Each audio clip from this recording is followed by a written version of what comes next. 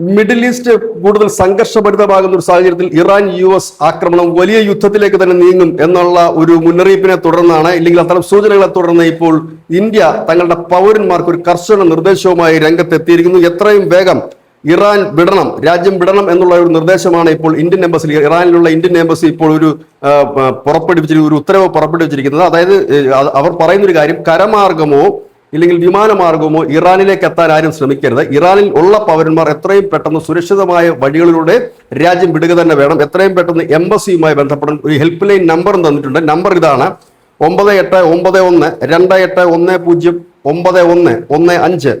മറ്റൊരു നമ്പർ 989128109109.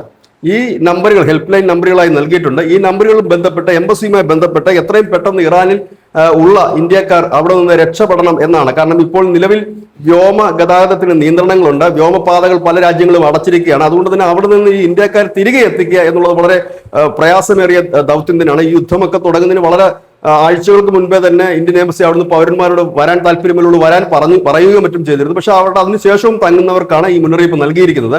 ഒപ്പം തന്നെ ഇറാനിലേക്ക് പോകാൻ ആഗ്രഹിക്കുന്നത് ഏതെങ്കിലും മാർഗത്തിൽ കരമാർഗമോ ഇല്ലെങ്കിൽ വിമാനമാർഗമോ ഒക്കെ പോകാൻ ആഗ്രഹിക്കുന്നവർ യാത്ര റദ്ദ് ചെയ്യണം, പോകരുതെന്നൊരു കർശന നിർദ്ദേശമാണ്. ഇതിൽ നിന്നും ഒരു കാര്യം വളരെ വ്യക്തമാണ്: അധികം വൈകാതെ ഇറാനും അമേരിക്കയും തമ്മിൽ നടക്കുന്ന യുദ്ധം ഒരു മഹായുദ്ധമായി തീരാനുള്ള എല്ലാ സാഹചര്യങ്ങളുമുണ്ട്. ഈ സാഹചര്യങ്ങൾ മുൻകൂട്ടി കണ്ടുകൊണ്ടാകണം ഇന്ത്യൻ സർക്കാർ ഇപ്പോൾ ഇങ്ങനെ ഒരു ഉത്തരവ് പുറപ്പെടുവിച്ചിരിക്കുന്നത്. News desk news India.